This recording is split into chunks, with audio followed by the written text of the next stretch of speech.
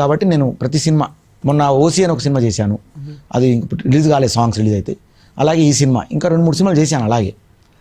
So నేను ఆ సినిమాలకు నేను తప్పకుండా ప్రోత్సహిస్తూ, చిన్న సినిమాలకు నేను ప్రోత్సహిస్తా, ఎందుకంటే వాళ్ళు ఫస్ట్ పుష్ పైకి రావాలి అందరు కూడా.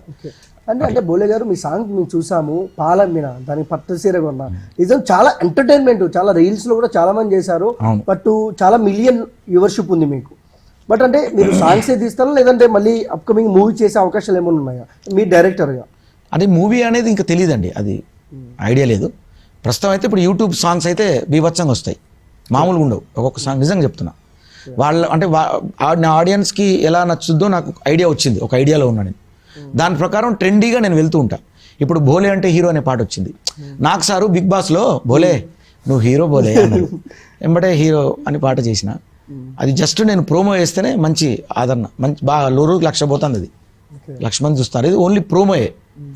అదే కష్టపడ్డ సాంగ్ రోజుకు 15-20 వేలు పోయింది అప్పుడు ప్రోమో, అది పెద్ద హిట్ అయింది.